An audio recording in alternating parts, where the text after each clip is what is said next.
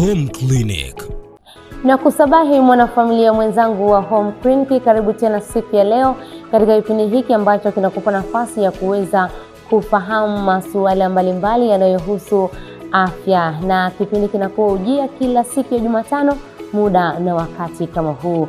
Ninakuongozea kipindi hiki, jina langu ni Stella Po. Karibu tuwe sote mwanzo mpaka pale nitakapokuambia kwaheri. Na siku zote huwa ninakupenyezea mada kwa ajili ya siku husika, na mada ya leo inasema ni kwa namna gani uchovu uliopitiliza unaweza kuathiri afya ya akili. Hiyo ndio mada itakayotupitisha katika maeneo tofauti tofauti. Na awali ya yote tujikumbushe katika Clinical Puzzle ya wiki iliyopita, ambapo swali lilikuwa likihoji: ukiwa umefunga wakati wa kufungua, kipi kati ya haya mambo mawili kinaanza?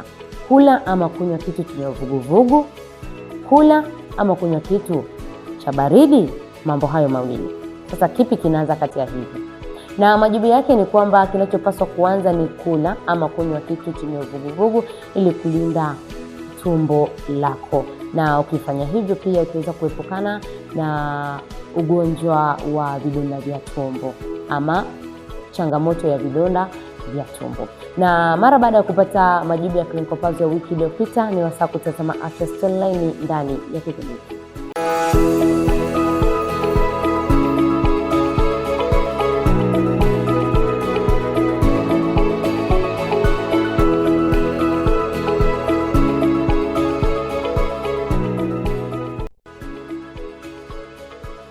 Katika dunia ya leo yenye ushindani mkubwa, watu wengi hujikuta wakifanya kazi kwa muda mrefu, wakibeba majukumu mengi na kukabiliana na shinikizo la kila siku. Hali hii inaweza kusababisha kile kinachojulikana kama burning out, yaani kuchoka kupitiliza kimwili, kiakili na kihisia kutokana na msongo wa muda mrefu.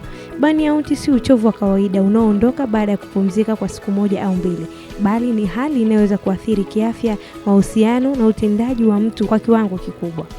Burning out ni hali ya uchovu uliokithiri kutokana na shinikizo au mzigo wa muda mrefu usiothibitiwa. Mtu mwenye burning out huhisi kupoteza nguvu, hamasa na ari ya kufanya mambo yaliyokuwa yakimfurahisha hapo awali. Hali hii huonekana zaidi kwa wafanyakazi, wanafunzi, wazazi na hata watu wenye majukumu mengi yanayohitaji umakini mkubwa wa kudumu. Burning out inaweza kusababishwa na mambo mbalimbali kama vile kufanya kazi kupita kiasi, yaani kufanya kazi kwa saa nyingi bila kupumzika vya kutosha huongeza hatari ya kuchoka kupitiliza. Shinikizo la kufanikiwa. Baadhi ya watu hujiwekea malengo makubwa sana au kuhisi lazima wafanye kila kitu kwa ukamilifu. Hali hii huongeza msongo wa mawazo. Pia kukosekana kwa mizani kati ya kazi na maisha. Wakati kazi inachukua muda mwingi na kuacha muda kidogo katika familia na marafiki na kupumzika, mtu anaweza kuanza kuhisi kuchoka kupitiliza. Kukosa msaada wa kihisia. Hii ni kutokana na mtu anashindwa kushirikiana na watu kushare changamoto zake. Hii hali inaweza kumuongezea mzigo wa kiakili. Mazingira yenye msongo mkubwa inaweza ikawa ni migogoro kazini, matarajio yasiyoeleweka au ukosefu wa kuthaminiwa vinaweza kuchangia burning out. Kuna dalili mbalimbali zinazoonyesha uwepo wa burning out kwa mtu, zikiwemo uchovu wa kudumu hata baada ya kupumzika, kukosa hamasa ya kufanya kazi au kusoma, kushuka kwa kiwango cha uzalishaji na ubunifu, kujitenga na watu wengine, kukosa furaha katika mambo yaliyokuwa yakikufurahisha hapo awali, kuwashwa haraka au kuwa na hasira mara kwa mara, kukosa umakini na kusahau mambo kwa urahisi, na pia maumivu ya kichwa, matatizo ya usingizi au maumivu ya mwili yasiyoelezeka. Haya yote husimama kama dalili za kuonyesha kwamba mtu huyu anapitia burning out katika maisha yake. Burning out inaweza kusababisha madhara makubwa kwa mtu kama hatashindwa kuishughulikia mapema, kwani inaweza kusababisha kushuka kwa utendaji kazi kazini au shuleni, matatizo ya afya ya akili kama wasiwasi na unyongovu, kuathirika kwa mahusiano ya kifamilia na kijamii, na matatizo ya kiafya yanayohusiana na msongo wa mawazo wa muda mrefu. Ni kivipi mtu unaweza kukabiliana na burning out? Cha kwanza, unabidi utambue dalili hizo mapema. Hatua ya kwanza ni kukubali kuwa umefikia kiwango cha kuchoka kupitiliza na unahitaji mabadiliko ya haraka. Kupunguza mzigo wa majukumu. Jifunze kuweka mipaka na kusema hapana kwa majukumu yasiyo ya lazima katika maisha yako. Pata muda wa kupumzika. Ratiba mapumziko, likizo au muda wa kufanya shughuli unazozipenda inaweza kusaidia kurejesha nguvu za akili pamoja na kimwili. Dumisha mtindo bora wa maisha, yaani kula vyakula vya kutosha, kula lishe bora na kufanya mazoezi. Hivyo husaidia mwili kukabiliana na msongo wa mawazo.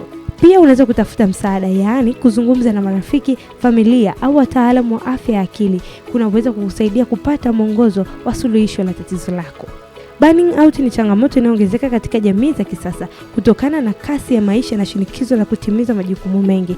Kutambua dalili zake mapema na kuchukua hatua za kujilinda ni muhimu kwa afya ya akili, mwili na ustawi wa maisha kwa ujumla. Kupumzika si uvivu, ni sehemu muhimu ya kujitunza na kuendelea kuwa na maisha yenye tija na furaha kubwa.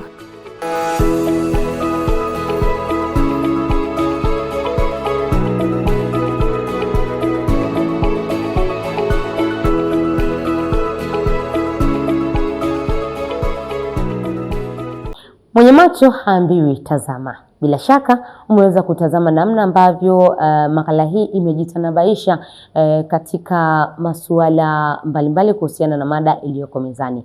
Na sasa tuende tukatazame maoni ya wananchi ambayo wameyatoa kuhusiana na mada niliyoweka mezani kwa siku ya leo. Kwa majina naitwa Felix Rumanyika Phineas. Tukizungumzia swala la kuchoka kupitiliza, inategemea na kazi mtu anazokuwa anazifanya kwa siku. Kufanya kazi kupitiliza inaweza kupelekea mtu kuchoka kupitiliza. Mtu anapofanya kazi nyingi kwa siku inaweza kupelekea mwili wake kuchoka na kukosa nguvu wakati wa kupumzika.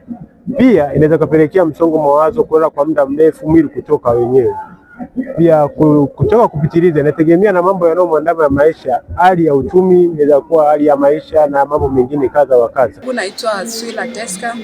Kwa ninavyojua mimi, athari za mtu kuchoka kupitiliza inasababisha ile uchovu wa akili, kwamba mtu anachoka sana, akili yake inashindwa kufikiri, kwamba akitaka kufanya jambo hata kama ni chepesi, akili inashindwa kumfanya afanye kile kitu kwa ufanisi ama kwa haraka. Hata kama kitu ni kidogo, kitamchukua muda mrefu kukimaliza ama kukifanya kwa ufanisi. Kwanza, kuchoka kupitiliza ni kile kitendo au ni hali ambayo mtu anafanya kazi, ana overdose, anakuwa overdose. Anafanya kazi, labda kazi itakiwa afanye ndani ya masaa labda 8, afu unakuta kazi ile inashindwa kuisha kwa muda huo, anafanya hadi kwa masaa labda 12 huko, anafanya hadi extra time, kwa unakuta akili inachoka sasa, yani mpaka inakuwa overdose. Inasababisha uchovu kwa mtu ambaye amefanya kazi kwa muda mrefu, anakuwa amechoka, kwa atakuwa anahitaji muda mrefu sana wa kupumzika. Maoni siku zote, kila mmoja hutoa maoni kulingana na namna alivyoielewa mada. Na wasaa huu nikupeleke katika chumba cha daktari kwa ajili ya kitaalamu zaidi. Daktari, kwa kwanza, pengine kuna tofauti gani kati ya uchovu wa kimwili na uchovu wa kiakili? Uchovu wa kawaida wa mwili ni uchovu unaotokana na kwa umefanya kazi kwa muda fulani, umefika jioni, kwa unasikia umechoka. Lakini uchovu wa akili mara nyingi tunasemaga burnout kwa Kiingereza, au uchovu uliopitiliza. Ni uchovu ambao unatokana na msongo mkubwa, uwe katika biashara au kazi au masomo. Kwa hiyo mtu anapopata huo msongo mkubwa kutokana na wingi wa kazi zilizopitiliza, anapata huo uchovu wa akili ama tunaita burnout, ambao unakuwa dalili za kimwili, dalili za kihisia na dalili za kiakili.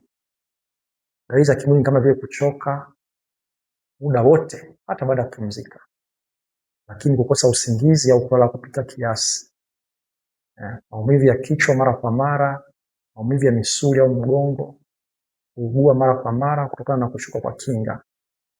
Lakini dalili za kihisia zinaweza zikawa kama vile kukosa hamasa kufanya kazi, kuhisi huzuni, kukata tamaa au kukosa matumaini. Hizo ni dalili za kihisia, ikiwemo na kukasirika haraka mara kwa mara, kuhisi kushindwa kuthaminiwa na watu wanaokuzunguka.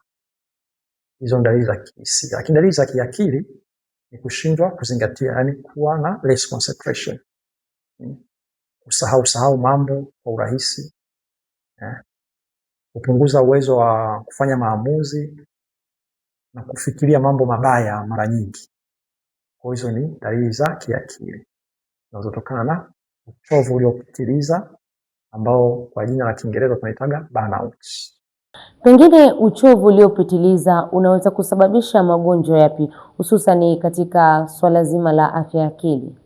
Ugonjwa wa kuchoka kupitiliza au burnout unaweza kusababisha sonona. Sonona kwa maana Kiingereza chake depression. Kwa kuwa ugonjwa huu wa kuchoka kupitiliza dalili zake kama nilivyokwisha kusema, unakosa hamasa kufanya kazi. Sawa? Unahisi huzuni, kukata tamaa au kukosa matumaini, kukasirika mara kwa mara, na hata kuwa na mawazo mabaya, mawazo hasi ya kutoona thamani ya maisha, ambako kunapelekea wakati mwingine hata kuweza kujidhuru kimwili kama vile kujiua, yanatokea kwa watu wengine. Ni kipe kisogo chumba cha daktari kwa ajili ya kutazama clinical message ya wiki hii. Clinical message.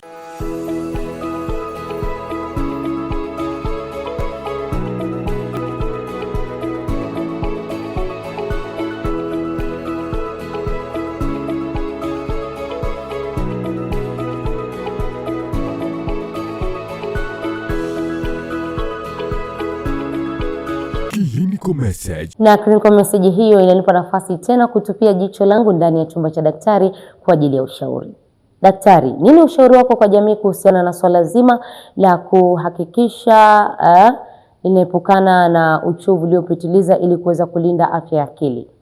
Ushauri kwa jamii ni kufanya kazi kwa bidii, lakini tukipata muda wa kupumzika na kukaa na familia zetu, kukaa na wapendwa wetu, kuongea nao, kueleza changamoto tulizonazo, kujadiliana nao, lakini vile vile kuweza kupata nafasi ya kuburudisha mwili na akili, kama kutembea mbuga za wanyama,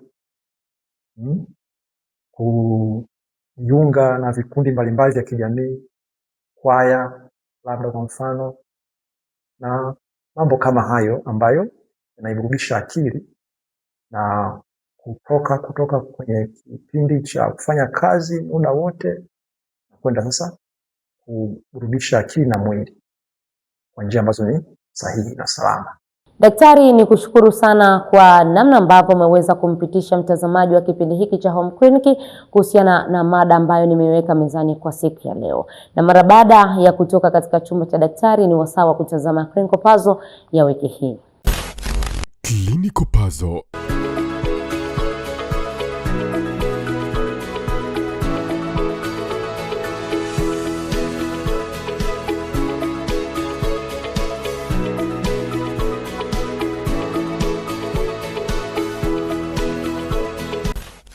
Clinical Puzzle.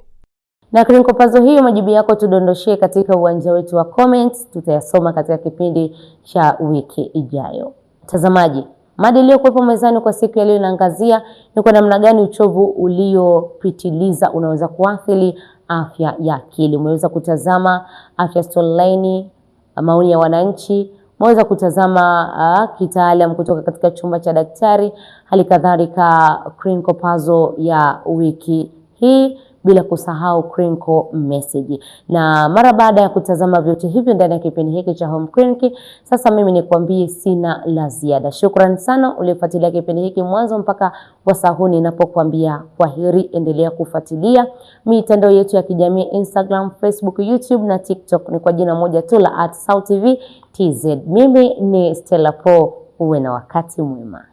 Nakupenda sana.